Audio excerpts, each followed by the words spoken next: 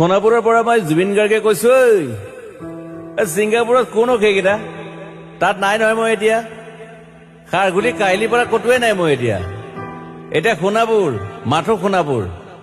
সোণাপুৰে মোৰ শেষ ঘৰ, শেষ মঞ্চ। এতিয়াৰ পৰা গান নাগাওঁ আৰু মই মাথো শুনিম। স্পেচিয়েলি মই নাইট ছুপাৰ কেইখনক কৈছো, উজনিলৈ অহা যোৱা কৰোতে সোণাপুৰৰ এই ঠাইখিনিতে মায়াবিনীটো ডাঙৰকৈ বজাবি। ৰৈ থাকিম উজাগৰি ৰাতিৰ বুকুত। মই আগতেও কৈছিলো আৰু এতিয়াও কৈছো, মোৰ কোনো জাতি নাই, মোৰ কোনো ধৰ্ম নাই।